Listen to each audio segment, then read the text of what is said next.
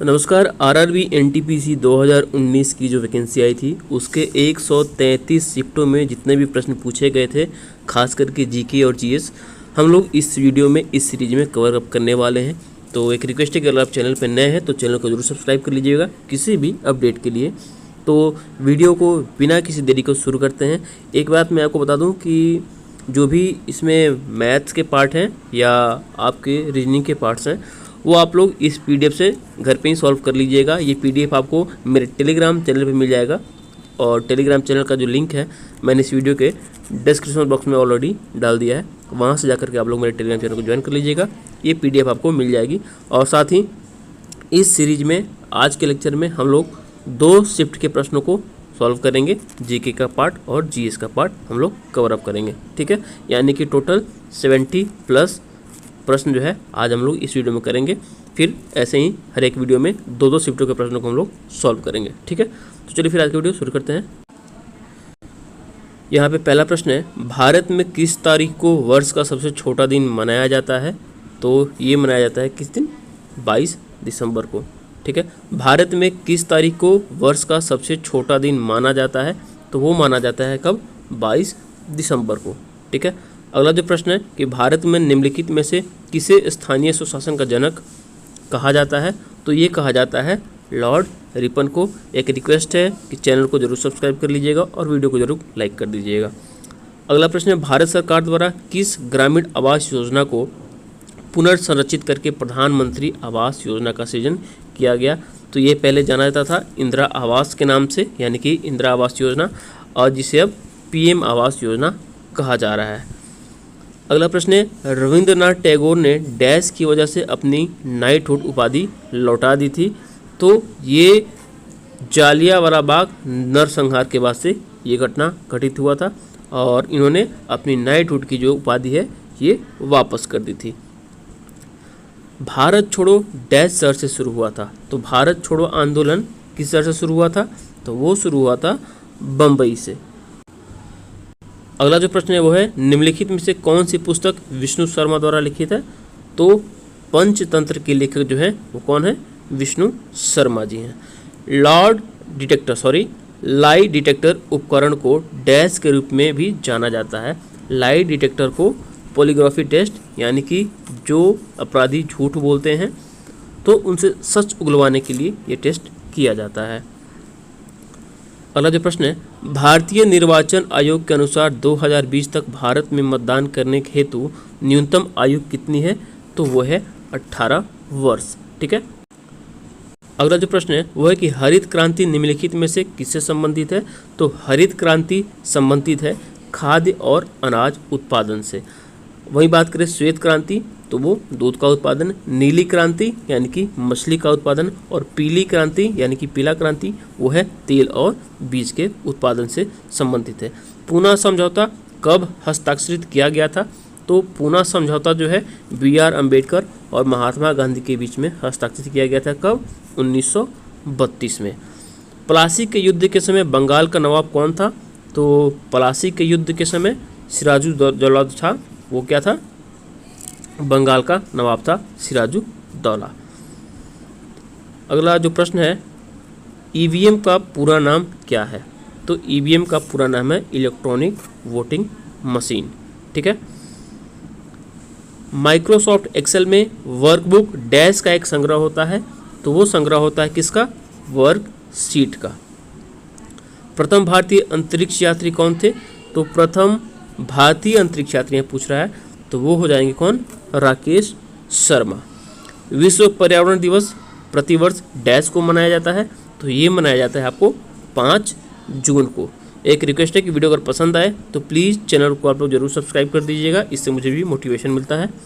अगला जो प्रश्न है, एशियाटिक सोसाइटी ऑफ बंगाल की स्थापना किस वर्ष में की गई थी? तो ये की गई थी 1784 ईस्वी में। अगला जो प्रश्न है वो है हमारा कि Atal mission for rejuvenational and urban transformation यानी कि अमृत, इसमें से किससे संबंधित है? तो ये आपका संबंधित है मूलभूत नागरिक सुविधाओं से, ठीक है। और प्रीवियस ईयर के प्रश्न अगर आप सॉल्व कर लेते हैं तो आपका 70% काम वहीं पे हो जाता है। ठीक है, इसलिए मैं ये वीडियो आप लोग के लिए लेकर आया हूँ। हमारा सौरमंडल किस गैलेक्सी का एक हिस्सा है? तो हमारा सौरमंडल किसका हिस्सा है? आकाश गंगा का हिस्सा है। रायसीना हिल कहाँ स्थित है? रायसीना हिल कहाँ स्थित है? तो ये स्थित है राष्ट्रपति भवन वाले स्थान पर। ठीक है,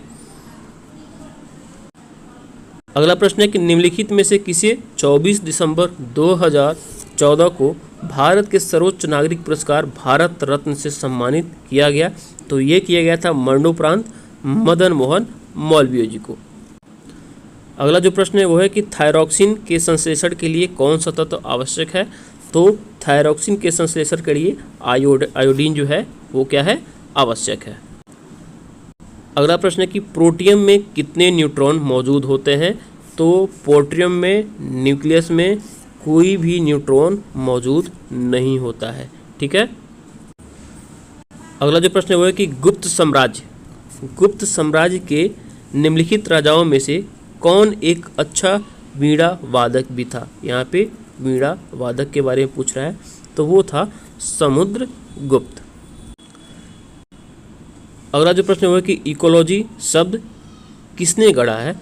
इकोलॉजी शब्द किसने गढ़ा है? तो अर्नस्ट हैकल ने। अगला प्रश्न है कि अस्पतालों से निकलने वाले जैविक कचरे के निपटान का सबसे अच्छा तरीका क्या है? तो वो है क्या है? भस्मीकरण। क्या है? भस्मीकरण। अगला प्रश्न पूछा गया था वो था कि सचिन तेंदुलकर ने अंतर्राष्ट्रीय क्रिकेट में अपना 100वां शतक किस टीम के खिलाफ बनाया था? तो वो बनाया था बांग्लादेश के खिलाफ। अगला प्रश्न है कि इनमें से किसने अजमेर में 2.5 दिन का झोपड़ा निर्मित कराया था? तो वो कराया था कुतुबुद्दीन ऐबक ने। अगला जो प्रश्न है वो है कि वायु में मौजूद निम्नलिखित में से कौन सा तत्व चांदी की वस्तुओं को काला कर देता है? निम्नलिखित में से कौन सा ऐसा जो है तत्व है जो चांदी की वस्तुओं को काला कर देता है और ये वायु में मौजूद है? तो वो है गंधक यानी कि सल्फर। अगला जो प्रश्न है वो है कि यूनेस्को का मुख्यालय कहाँ स्थित है? बहुत ही ईजी है, ये आपका कहाँ स्थित है? पेरिस में स्थित है। एक और रिक्वेस्ट है कि चैनल पर नए हैं तो चैनल को जरूर सब्सक्राइब कर दीजिएगा, वीडियो को जरूर लाइक कर दीजिएगा। अगला प्रश्न है कि FAO के सोफिया 2020 डेटा के अनुसार कौन सा देश विश्व का सबसे बड़ा मछली उत्पादक देश है? तो कौन सा है? चीन जो है सबसे अधिक मछली का उत्पादन करता है। अगला प्रश्न है कि नासा के अनुसार पृथ्वी की भू सतह का कितना भाग वनाच्छादित है? यानी कि कितने भूभाग पे वन है? तो 30%। ठीक है, इनमें से किसे grand old man of India के नाम से जाना जाता है? तो वो है हमारे कौन? दादा भाई नौरोजी। टेलीफोन का आविष्कार डैश में किया गया था? तो ये कब किया गया था? 1876 ईस्वी में किया गया था। कमेंट के समय जरूर बताइएगा कि टेलीफोन का आविष्कार किसके द्वारा किया गया था। भारत सरकार ने निम्नलिखित में से किस वर्ष में प्रारंभिक शिक्षा के लिए राष्ट्रीय पौष्टिक सहायता कार्यक्रम जो है की शुरुआत की थी? तो ये हुआ था 1995 में। कंप्यूटर के एक मेन्यू में डैश की लिस्ट होती है, तो मेन्यू में किसकी लिस्ट होती है? कमांड्स की। ठीक है, सीधी कार्यवाही दिवस यानी कि डायरेक्ट एक्शन डे की घोषणा किसने की थी? तो ये की थी कौन? तो ये किसने किया था? मोहम्मद अली जिन्ना ने। किसने किया था? मोहम्मद अली जिन्ना ने। अक्षांश का 1 डिग्री लगभग डैश किलोमीटर के बराबर होता है? तो ये होता है 111 किलोमीटर। ठीक है, अक्षांश का 1 डिग्री लगभग डैश किलोमीटर के बराबर होता है यानी कि 111 किलोमीटर। अंतर्राष्ट्रीय प्रकाश दिवस किस दिन मनाया जाता है? तो अंतर्राष्ट्रीय प्रकाश दिवस मनाया जाता है 16 मई को। अब हम लोग देखते हैं दूसरे शिफ्ट के प्रश्नों को। ठीक है, दूसरे शिफ्ट का पहला जो प्रश्न हुआ है कि उस विकल्प का चयन करें जिसमें दिए गए शब्द उसी संबंध को साझा करते हैं जो निम्नलिखित शब्द युग्म द्वारा साझा किया गया है। लंबाई किससे संबंधित है? मीटर से। तो वैसे ही जो द्रव्यमान है वो किससे संबंधित है? ग्राम से। ठीक है, अगला जो प्रश्न है कि निम्नलिखित में से कौन सा यह निर्धारित करता है कि रासायनिक अभिक्रिया नहीं हुई है। रासायनिक अभिक्रिया नहीं हुई है तो गैस की उत्पत्ति अगर होती है तो इसका मतलब कि रिएक्शन हुआ है। अगर रंग में परिवर्तन होता है इसका मतलब कि हुआ है, और अवस्था में परिवर्तन से भी पता चलता है कि अभिक्रिया हुआ है। लेकिन अगर आकार में परिवर्तन होता है तो इससे यह साबित नहीं होता है कि रासायनिक अभिक्रिया हुआ है या नहीं। ठीक है,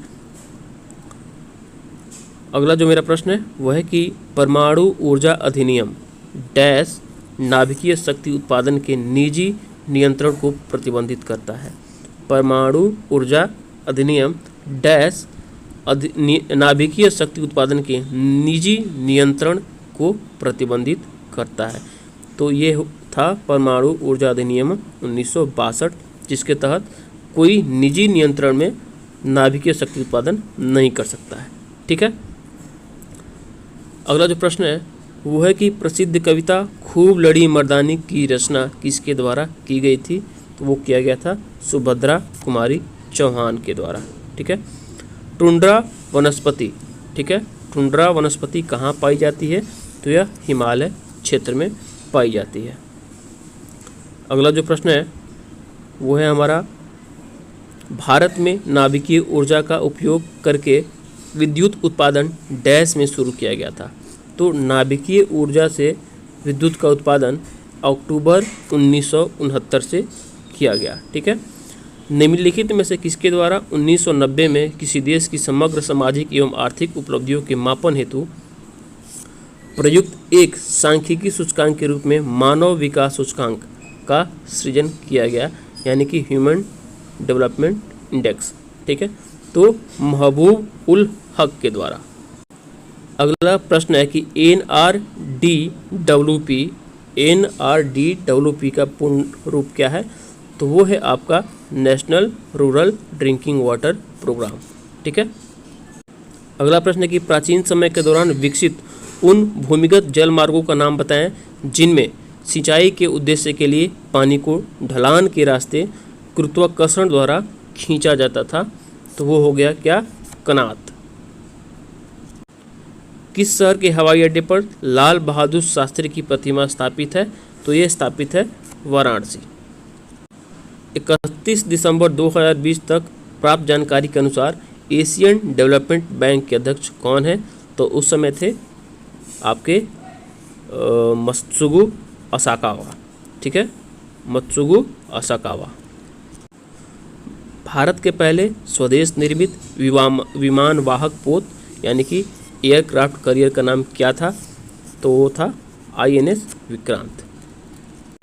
अगला प्रश्न है कि मानव जाति होमो सेपियंस के प्राचीनतम सदस्यों के अवशेष डैश में देखे जा सकते हैं। तो ये कहाँ देखे जा सकते हैं, अफ्रीका में। अगला जो प्रश्न है वह कि मानव अधिकारों की सार्वभौम घोषणा की मसौदा समिति के अध्यक्ष कौन थे। तो वो थे एलेनोर रूजवेल्ट। 2019 में इनमें से किस स्थल को यूनेस्को की लुप्तप्राय विश्व विरासत स्थल यानी कि वर्ल्ड हेरिटेज इंडेंजर सूची से हटा दिया गया। तो वो था आपका बेथलेहम में स्थित यीशु के जन्म स्थान को। ये उस टाइम का करंट अफेयर्स था। अगला प्रश्न है कि डैश में शुरू की गई राजस्व प्रणाली को रियतवाड़ी बंदोबस्त के रूप में जाना जाता था या जाना जाता है। तो है आपका बॉम्बे डेक्कन। ठीक है, अगला जो प्रश्न है वो है कि पुस्तक तहकीक माँ लील हिंद किसने लिखी है। तो ये अलबरूनी के द्वारा लिखा गया था। अगला जो प्रश्न है वह कि निम्नलिखित में से कौन सा एक फाइल शेयरिंग ऐप नहीं है। तो फाइल शेयरिंग ऐप इसमें से कौन सा नहीं है, सर फ्लाई। अगला जो प्रश्न है कि 4 शब्द दिए गए हैं जिनमें से 3 किसी तरह से समान है और एक असंगत का चयन करें। तो कावेरी, कृष्णा और गोदावरी। कावेरी, कृष्णा और गोदावरी ये पश्चिमी भारत की तीनों नदियां हैं, लेकिन ब्रह्मपुत्र जो है ये उत्तर पूर्वी नदी है। ठीक है, इसलिए यहाँ पे ब्रह्मपुत्र जो है वो सही आंसर हो जाएगा। अगला जो प्रश्न है वो है आपका कि डैश में भारत के सभी बड़े उद्योगपतियों ने देश में एक नियोजित अर्थव्यवस्था की स्थापना हेतु एक साथ मिलकर एक संयुक्त प्रस्ताव तैयार किया। तो ये कब हुआ था, ये हुआ था 1944 में।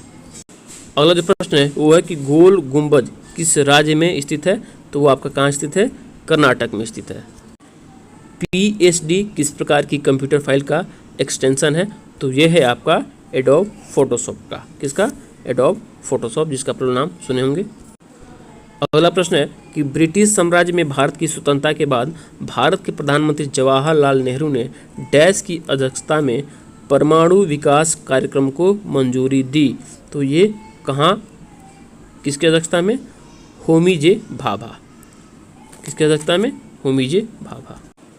अगला जो प्रश्न है वो है कि निम्नलिखित में से किसे वर्ष 1938 और 1939 में भारतीय राष्ट्रीय कांग्रेस के अध्यक्ष के रूप में निर्वाचित किया गया था, तो वो थे आपके कौन, सुभाष चंद्र बोस। अगला जो प्रश्न है वो है कि श्रवण बेलगोला में स्थित गोमतेश्वर मूर्ति किस सामग्री से बनी है, तो वो बनी है ग्रेनाइट से। अगला प्रश्न है कि अंगूर की खेती इनमें से किस क्षेत्र की विशेषता है, तो ये भूमध्य सागरीय क्षेत्र की विशेषता है।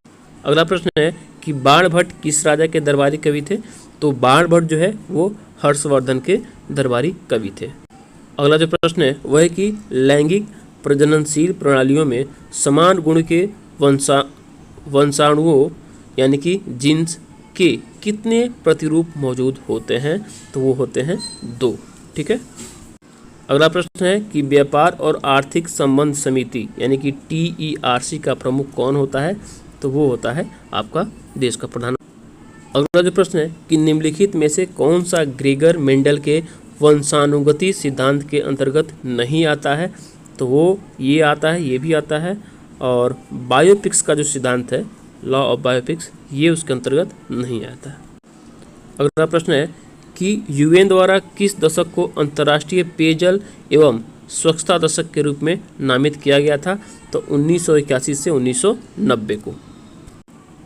अगला प्रश्न है कि डैश ने वर्ष 2003 के दौरान एथलेटिक्स में IAF विश्व चैंपियन में पदक जीतने वाले प्रथम भारतीय होने का गौरव हासिल किया, तो अंजू बॉबी जॉर्ज इसका सही आंसर होगा।